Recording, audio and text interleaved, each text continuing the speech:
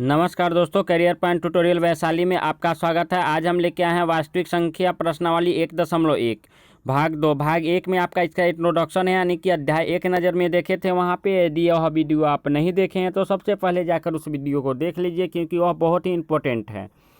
आगे बढ़ते हैं, तो आगे बढ़ने से पहले चैनल को सब्सक्राइब कर लीजिए और बेल आइकन को दबाना न भूलिए। तो आगे बढ़ते हैं, हम देखते हैं। सबसे पहले इसको थोड़ा बड़ा कर लेते हैं। चलिए, सबसे पहला क्वेश्चन क्या कहता है? सबसे पहला क्वेश्चन कहता है कि निम्नलिखित संख्याओं का मौसा ज्ञात करने के लिए यूक्लिड विभाजन एल्गोरिथ्म का प्रयोग कीजिए। यानी कि क्वेश्चन मेरा कहता है कि निम्नलिखित संख्याओं का मौसा ज्ञात करने के लिए यूक्लिड विभाजन एल्गोरिथ्म का क्या करना है? प्रयोग करना है। अब यूक्लिड विभाजन एल्गोरिथ्म क्या होता है, यह चीज़ हम आपको इंट्रोडक्शन में समझा चुके हैं, अध्याय 1 नज़र में समझा चुके हैं। यूक्लिड विभाजन एल्गोरिथ्म होता है ए बराबर B Q plus R. A बराबर क्या होता है? B Q plus R. यहाँ ए को क्या कहा जाता है? तो ए को भाज्य कहा जाता है। भाज्य होता है, भाज्या लिखा गया है, भाज्य होगा।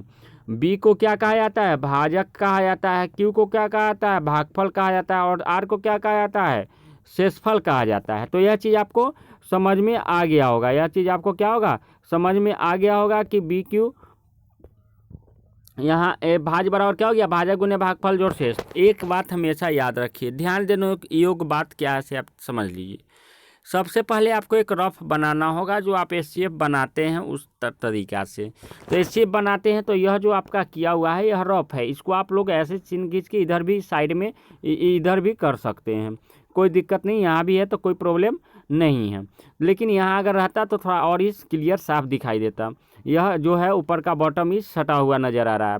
तो यह चीज़ आपको समझ में आ गया कि सबसे पहले क्या करना है, हमको रफ करना है। अब देखिए 135 के पहाड़ा में 225 है नहीं है, तो 135 के पहाड़ा एक बार में 135। देखिए आपको अंदाज पे यह चीज़ बनाना होगा, क्योंकि 135 का पहाड़ा किसी को याद रहता नहीं है। यह आपका अंदाज होगा। 135 के पहाड़ा अगर 2 बार पढ़ेंगे तो 100 दूना 200 और 35 दूना 70, 270 आ जाएगा। लेकिन यहाँ पे 135 इसलिए क्या लगाएंगे? 225 है और 270 मेरा क्या हो जा रहा है? बड़ा हो जा रहा है। इसलिए मेरा एक बार में 135 लगा। जब इसको हम घटाएंगे तो क्या गया? मेरा 90 आ गया। एक बात हमेशा याद रखिए कि पहला इसको क्या कहते हैं हम लोग? इसको हम लोग कहते हैं भाजक। तो पहला वाला का जो भाजक है दूसरा वाला में क्या बन जाएगा? भाज बन जाएगा। देखिए यहाँ भाजक है, लेकिन यहाँ क्या है? भाज है। यहाँ क्या है? भाज है। और जो शेषफल है वह क्या बन जाता है? भाजक बन जाता है। जो शेषफल है वो क्या बन जाता है? भाजक बन जाता है। तो इसी तरह से आगे बढ़ेंगे हम लोग। तो 90 से लगाएंगे तो एक बार में तो 45 आया, घटाए कितना आया? 45 आया। तो 90 क्या? 45 के पारा में 2 बार में 90। अब इसी चीज़ को यहाँ पे देखिए, 135 में 1 से गुना करेंगे या 90 जोड़ेंगे तो हमको यह प्राप्त हो जाएगा 225। समझ में आ गया? फिर 90 जो शेषफल आया है उसमें 1 से गुना करके 45 जोड़ेंगे तो हमको 135 प्राप्त हो जाएगा। देखिए कैसे आ रहा है, यह यहाँ आ जाएगा, यह यहाँ आ जाएगा। और रहता अगर शेषफल 0 नहीं आता तो फिर इसको यहाँ ले आते। यह चीज़ आपको आ गया समझ में? तो यहाँ 135 बराबर 90 गुने 1 प्लस 45, तो हमारा 135 आ जाएगा। फिर 45 गुने 2 बराबर 0, तो 45 में 2 से करेंगे 90, यहाँ आ गया 0। तो जब 0 आ गया तो मेरा क्या होगा? वही मेरा आंसर मिल जाएगा। तो उसका जो भाजक होगा, यही ना भाजक है, देखिए यही ना भाजक है, तो उसका जो भाजक होगा वही मेरा क्या होगा? मौसा होगा। उसका जो भाजक होगा वही मेरा क्या होगा? मौसा। अतः 135 और 225 का मौसा 45 है। ये बात आपको समझ में आ गई। आगे बढ़ते हैं हम लोग नेक्स्ट क्वेश्चन में। नेक्स्ट क्वेश्चन में 196 है और 38,220 है। तो इसमें बड़ा कौन होगा, छोटा कौन होगा? हमेशा याद रखिएगा, जो बड़ा वाला संख्या है उसको हम लोग भाज्य कहेंगे और छोटा वाला संख्या को भाजक कहेंगे। यह चीज़ क्लियर हो गया? बड़ा वाला संख्या को भाज्य कहेंगे और छोटा वाला संख्या को भाजक कहेंगे। तो यूक्लिड विभाजन प्रमेय से हम लोग फार्मूला लिख दिए, यही इसी तरह से रफ कर दिए पहले। अब रफ कर दिए तो देखिए चूंकि एक ही बार में यह आ गया, 196 में 195 से गुना करने पर हमको इतना आया था, लेकिन क्या पता चल रहा है कि आ जाएगा? अगर इस रफ की सहायता न ले तो क्या इससे पता चल रहा है कि मेरा आंसर इतना आएगा? नहीं आएगा। इसलिए हम इस रफ का उपयोग करते हैं और बहुत ज़रूरी भी है। आप जब एग्जामिनेशन हॉल में बनाइए, क्वेश्चन सॉल्व कीजिए, इस टाइप का क्वेश्चन आएंगे और निश्चित आएंगे। जब ये इस टाइप का क्वेश्चन सॉल्व कीजिए तो आप इस रफ को जरूर कीजिए, ऐसे चिन्ह खींच के और इधर रफ जरूर कर लीजिए। आप आइए, बात समझ में आपको। तो यहाँ हम रफ किए हैं, तो देखिए भाग की तरह इसको बनाए हैं, तो हमको थोड़ा इजी लगा है ना। भाग की तरह इसको बना लिए हैं, क्योंकि 196 में 195 से गुना करके इतना आएगा, यह समझना डिफ़िकल्ट है, बहुत ही मुश्किल है, इसलिए हम इसका सहायता लेते हैं। तो जब जीरो आ गया तो इसका भाजक कौन है, यही ना भाजक है, तो मेरा भाजक क्या हो जाएगा, मौसा हो जाएगा। आ गया समझ में। आगे बढ़ते हैं हम लोग और देखते हैं। कहता है 867 और 225 का क्या निकालिए, मौसा निकालिए। तो 867 225 में कौन बड़ा है, 867 बड़ा है, तो 867 क्या हो जाएगा, मेरा भाज्य हो जाएगा, और 225 मेरा क्या हो जाएगा, भाजक हो जाएगा। क्यों, क्योंकि भाज्य बड़ा होता है और भाजक हमेशा छोटा होता है, या भाज्य भाजक दोनों आपस में क्या होगा, बराबर होगा। तो यहाँ पे तो बड़ा छोटा दिया, तो बड़ा वाला को भाज्य मानेंगे। अब यूक्लिड विभाजन प्रमेय से भाज्य बराबर क्या होता है, भाजक गुने भागफल जोड़ शेषफल, जो हम लोग बचपन में भाग जांच करने के लिए पढ़ते थे। अब यहाँ पे देखिए, यहाँ पे क्या है, अब यहाँ पे पहले रफ कर लिए हैं, रफ की सहायता से इसको हम निकालें हैं। तो पहले निकालें 225 में 3 से गुना करके 102 जोड़े हैं, तो हमको 867 आ गया है। फिर 102 जो शेषफल आता है वही क्या बन जाता है, भाजक बन जाता है, वही क्या बन जाता है, भाजक बन जाता है। तो 102 में कितना से गुना करेंगे कि 225 आएगा, तो 2 से गुना करके 51 जोड़ेंगे तो हमको 225 आ जाएगा। 51 में 2 को गुना करेंगे तो हमारा क्या आ जाएगा, आंसर 102 आ जाएगा। तो जब 51 में 2 से गुना करेंगे 102 आ गया, यानी कि शेषफल मेरा क्या आ गया, 0 आ गया। और जब शेषफल 0 आ गया तो वहीं मेरा मौसा निकल गया, यानी कि जिस लाइन का शेषफल 0 आएगा, लास्ट वाला का जो भाजक होगा वही मेरा मौसा होगा। तो यह चीज़ आपको समझ में आ गया। अतः 867 और 225 का मौसा क्या होगा, 51। आगे की ओर बढ़ते हैं हम लोग और देखते हैं नेक्स्ट पेज। कहता है कि दर्शाइए कि कोई धनात्मक विषम पूर्णांक 6q या 6q + 3 या 6q + 5 के रूप का होता है, जहां a कोई पूर्णांक है। देखिए यह चीज़ भी इंपॉर्टेंट क्वेश्चन है। यूक्लिड विभाजन प्रमेय से हम लोग क्या जानते हैं, a बराबर bq + r होता है, तो b बराबर क्या हो जाएगा, 6 हो जाएगा। क्यों, क्योंकि उसके रूप का होगा, यानी कि उसका गुणज होगा, उसका गुणज हो, यानी 3 3 तिहाई 9 3 3 चौका 12, तो इसका गुणज क्या है, 3 गुने 1 3 गुने 2 3 गुने 3, तो यही हो गया 3 6q। बी बराबर क्या हो जाएगा, 6 हो जाएगा। बी बराबर क्या हो जाएगा, किसके रूप का है, 6q + 1 के रूप का है। किसके रूप का है, 6q + 1 के रूप का है। तो यह इसका बी क्या हो जाएगा, 6 हो जाएगा। यह चीज़ आपको आ गया समझ में। तो भाज्य बराबर भाजक क्या होता है, बड़ा होता है, और शेषफल क्या होता है, छोटा होता है। हमेशा इसको याद रखिएगा। यह सब चीज़ हम आपको अध्याय 1 नज़र में समझा चुके हैं, कृपया उसको जाके देखिए, प्लीज़ आपसे रिक्वेस्ट है कि उसको जाके देखिए, तब ये सब चीज़ आपको बढ़िया से और समझ में आएगा। तो आर बराबर क्या हो जाएगा, 0 1 2 3 4 5 हो जाएगा। क्यों, क्योंकि अब यहाँ भाजक क्या है, मेरा 6 है, तो शेषफल छोटा होगा, तो 6 से छोटा क्या, तो 0 से 1 तक, 0 से कहाँ तक, सॉरी 0 से 5 तक। तो जब अब देखिए आगे हमको वैल्यू पुट करना है। तो जब x का r का मान 0 होगा तो a का मान क्या होगा, 6q + 0 बराबर 6q। जब r का मान 1 होगा तो a का मान क्या होगा, 6q + 1। जब r का मान 2 होगा तो a का मान क्या होगा, 6q + 2। जब r का मान 3 होगा तो a का मान 6q + 3। जब r का मान 4 होगा तो a का मान 6q + 4। और जब r का मान 5 होगा तो a का मान क्या होगा, a का मान क्या होगा, 6q + 5। देखिए यहाँ पे एक चीज़ और देख लीजिएगा, 6q + 4 है, 6q + क्या है, 4 है। तो इसमें से अगर हम 2 कॉमन ले लिए, 2 क्या किए, कॉमन ले लिए। अब यहाँ q के यहाँ पर कोई भी मान रखेंगे, q के यहाँ पर कोई भी मान रखेंगे तो यह मेरा क्या आएगा, सम संख्या आएगा। क्या आएगा, सम संख्या आएगा, यह विषम संख्या नहीं आएगा। इसी तरह से आपको यहाँ देख लीजिए, 6q + 2 है, 6q + 2 है, यहाँ से भी 2 कॉमन ले लेंगे और 3q + 1 हो जाएगा। यहाँ q का कुछ भी मान रखेंगे तो यहाँ क्या होगा, मेरा आंसर क्या आएगा, सम संख्या आएगा। क्या आएगा, सम संख्या आएगा।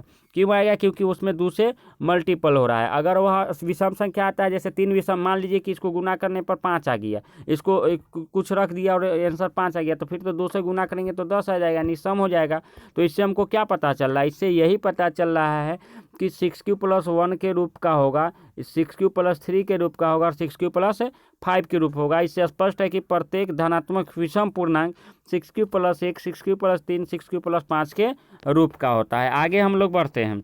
आगे कहता है किसी परेड में 616 सदस्यों वाली एक सेना की टुकड़ी का 32 सदस्य वाली एक आर्मी बैंड के पीछे मार्च करना है। दोनों समूह हो समान संख्या वाले स्तंभों में मार्च करना है। उन स्तंभों को अधिकतम संख्या क्या है जिनमें वे मार्च कर सकते हैं। तो यहाँ देखिएगा मेरा क्या दिया हुआ है, दिया हुआ है कि परेडों की सदस्यों की संख्या 616, टुकड़ियों की संख्या 32 है। चूँकि 616 और बड़ा है और 32 छोटा है, तो एक को हम भाज मानेंगे और एक को क्या मानेंगे, भाजक मानेंगे। अब यूक्लिड विभाजन प्रमेय से हम लोग क्या जानते हैं, भाज बराबर भाजक गुने भागफल जोड़ शेष। तो इसी तरह से हम लोग आगे देखेंगे। इसके बाद आगे नेक्स्ट पेज में देखते हैं हम लोग। अब क्या किए हैं हम लोग कि उस फार्मूला पे जो अभी हम देखें हैं, भाज बराबर भाजक गुने भागफल जोड़ शेष, उस पे हम लोग पहले रफ कर लेंगे। जब रफ कर लिए तो यहाँ देखिए 632 में 19 से गुना करने के बाद 8 जोड़ेंगे तो हमको क्या आएगा, 616 आएगा। फिर 8 में 4 को गुना करेंगे तो क्या आएगा, 32 आएगा। शेषफल मेरा 0 आ गया। जहाँ शेषफल 0 आता है उसी का भाजक क्या होता है, मेरा मौसा होता है। तो यह मौसा आ गया। अतः स्तंभों की अधिकतम संख्या क्या होगी, 8 होगी। अतः स्तंभों की अधिकतम संख्या कितना होगी, 8 होगी। नेक्स्ट क्वेश्चन देखते हैं हम लोग। तो अतः यूक्लिड विभाजन प्रमेय का प्रयोग करके ये कि 3m या 3m+1 के रूप का होता है। देखिए पिछला क्वेश्चन में क्या था, धनात्मक विषम पूर्णांक का था। यहाँ धनात्मक क्या है, यहाँ पे दर्शाइए कि धनात्मक पूर्णांक का वर्ग है। वर्ग का मतलब क्या होता है, स्क्वायर। वर्ग a के पावर 2, इसी को हम लोग a का वर्ग कहते हैं। इसी को क्या कहते हैं, a का वर्ग कहते हैं। आ गया यह चीज़ समझ में आपको। तो यहाँ देखिए 3m+3 रूप का है, तो b बराबर क्या हो जाएगा बउआ, b बराबर 3 हो जाएगा। b बराबर क्या हो जाएगा, 3 हो जाएगा। तो हम जानते हैं कि b बराबर क्या हो, b बड़ा होता है और r छोटा होता है। यह चीज़ हम जानते हैं। तो r बराबर क्या हो जाएगा, जब b बराबर 3 है तो r बराबर 0 से 2 तक हो जाएगा, यानी 0 1 2 हो जाएगा। यह चीज़ आपको समझ में आ गया। अब यूक्लिड विभाजन प्रमेय से a बराबर b³ + r होता है। a बराबर b³ + r, तो एक जगह पर a का मान रखेंगे, b के जगह पर a का तो मान हमको निकालना ही है। b के जगह पर b का मान, a के जगह पर a का मान, r के जगह पर r का मान रख दिए। तो r बराबर a होगा, तो a² बराबर क्या होगा, a² बराबर क्या हो जाएगा, क्योंकि वर्ग हमको निकालना है। क्या निकालना है, वर्ग। और a² बराबर 3m प्लस 0 का स्क्वायर। जब r बराबर 1 होगा तो 3m + 0 का स्क्वायर। क्योंकि a बराबर क्या दिया हुआ है, 3m+1 के रूप का दिया हुआ है। 3m + r के रूप का हो जाएगा यह। तो 3m + r, तो यहाँ बारी बारी से r का मान रखेंगे। हम इसको क्या करेंगे, वैल्यू निकालेंगे। तो यह जब इसको सॉल्व किए तो 3m × m प्लस, अब देखिए 6m² है। क्या है मेरा, सॉरी क्या है मेरा, यहाँ आया 9m² आया। तो इसको ऐसे लिख सकते हैं ना, 3 × 3m का स्क्वायर। यहाँ 3m को हम लोग क्या मान लेंगे, m मान लेंगे। 3m को क्या मानेंगे, तो m मेरा क्या हो जाएगा, 3m के रूप का हो जाएगा। यह चीज़ आपको समझ में आया। इसी तरह से हम जब 1 का मान रखेंगे तो 3m + 1 का स्क्वायर। तो हम लोग जानते हैं कि a + b का होल स्क्वायर क्या होता है, a + b का होल स्क्वायर होता है a² + b² + 2ab होता है। a² + b² + 2ab होता है। तो इसके अनुसार से हम यहाँ पे वैल्यू पुट किए हैं। इसके अनुसार से a² + 2ab + b²। तो a² 2ab आ गया इतना। तो इसमें इतना में से देखिए, फिर से देखिए, यह इतना में से हम क्या कॉमन ले लिए, 3 कॉमन ले लिए। तो इसमें से क्या बच जाएगा, 3m² + 2m बच प्लस 1 का 1 और 3m²। इतना को हम लोग क्या मान लेंगे, m मान लेंगे। इतना को हम लोग क्या मानेंगे, m मान लेंगे। इतना को हम लोग क्या मान लेंगे, m मान लेंगे। तो 3m + 1 के रूप का हो गया। अतः इससे स्पष्ट है कि प्रत्येक धनात्मक पूर्णांक का वर्ग 3m तथा 3m + 1 के रूप का होता है। आगे देखते हैं हम लोग। कहता है यूक्लिड विभाजन प्रमेय का प्रयोग करके दर्शाइए कि किसी धनात्मक पूर्णांक का धन 9m + 1 9m + 8 के रूप का। अब देखिए इसका धन यानी कि a के पावर q को कहते हैं धन। a के पावर q को क्या कहेंगे, इसी को a का घन कहेंगे। सॉरी, a का घन कहेंगे, धन नहीं, सॉरी मिस्टेक। a का क्या कहेंगे, घन कहेंगे। आगे यह चीज़ समझ में। अब देखते हैं हम लोग। तो यहाँ 9m + 8 9m + 8 के रूप का है। तो यहाँ क्या हो जाएगा, r बराबर क्या हो जाएगा, 1 से 8 तक हो जाएगा। कहाँ तक हो जाएगा, सॉरी 9 तक है ना, 9m + 8 का है ना, 9m + 8 का है। b बराबर 9 है तो a बराबर कहाँ 8 तक हो जाएगा। यह चीज़ आपको समझ, यहाँ 8 छूटा हुआ है, 8 यहाँ लिख लीजिएगा। 8 छूटा हुआ है, 8 लिख लीजिएगा। तो आगे बढ़ते हैं हम लोग। क्योंकि r का मान यह हो गया। आगे बढ़ते हैं हम लोग। अब देखिए जब r का मान, देखिए इसको दो तरीका से हम लोग बना सकते थे। दूसरा तरीका जो है वह बाद में हम बता देंगे। देखिए r का मान 0 होगा तो a क्यू का मान क्या होगा, यह निकल के आ जाएगा इतना। जब आर का मान यह होगा तो ए क्यू का मान आपको ए प्लस बी के होल क्यू को याद रखना होगा। ए प्लस बी का होल क्यू क्या होता है, a cube plus b Q plus 3a square, 3a into 3a square b in plus 3ab square, यही इसका क्या होता है, फार्मूला होता है। तो इसको आप लोग बढ़िया से याद कर लीजिए। और यहाँ पे जिस तरह से यहाँ पे लिखे तो इसका एक 3ab into a plus B, यहाँ पे देखिए यहाँ पे दूसरा टाइप का फार्मूला है। इसी को हम जब तोड़ेंगे तो वह जो अभी फार्मूला हम समझाएं वह फार्मूला आपको आएगा। ए प्लस बी के होल क्यू क्या हो जाएगा, a cube plus b Q plus 3ab into a plus b, यही क्या होगा आपका फार्मूला होगा। जब इसको तोड़ेंगे तो यही आगे वाला जो पहले वाला फार्मूला बताया वही आपको निकल के आएगा, 3a square B plus 3ab square. आगे आपको समझ में। तो आगे हम लोग बढ़ते हैं। जब इसको हम लोग सॉल्व किए हैं, देखिए 9m का क्यू क्या होता है, 729m का क्यू प्लस 1 प्लस 27m और 9m प्लस 1। तो इतना इसको सॉल्व कर लिए। जब सॉल्व कर लिए तो 9 कॉमन ले लिए, तो 9m प्लस 1 और m को क्या मान, इस सबको क्या मान लिए, m मान लिए, सबको क्या मान लिए, m मान लिए। आ गया समझ में। इसी तरह से 2 का करेंगे, इसी तरह से क्या करेंगे, 2 का करेंगे तो ए क्यू बराबर यह हो गया। तो यहाँ 9m प्लस 8 के रूप का हो गया। यह क्या चीज़ के रूप का हो गया, 9m प्लस 8 के रूप का हो गया। हमको यही दिखाना है था कि 9m प्लस 1 और 9m प्लस 8 के रूप का होता है। तो हम आर के मान 2 तक ही जाएंगे, आगे बढ़ने की कोई ज़रूरत नहीं है। अगर आगे रहता तब हम आर का मान आगे लेकर जाते, नहीं तो यहीं तक हम क्या करेंगे, छोड़ देंगे और लिख देंगे। अतः इससे स्पष्ट हुआ कि प्रत्येक होता है या हुआ कि प्रत्येक धनात्मक पूर्ण 9m प्लस 1 और 9m प्लस 8 के रूप का है। तो यह चीज़ आपको समझ में आ गया। आगे बढ़ते हैं हम लोग, और नेक्स्ट वीडियो आने वाला है बहुपद प्रश्नावली 2.2 भाग 3। तो आज के लिए इतना ही। अगर यह वीडियो आपको अच्छी लगी होगी तो इस चैनल को सब्सक्राइब कीजिए, लाइक कीजिए और वीडियो को अधिक से अधिक क्या कीजिए, शेयर कीजिए। तो आज भर के लिए इतना ही। आप लोग को बहुत बहुत धन्यवाद।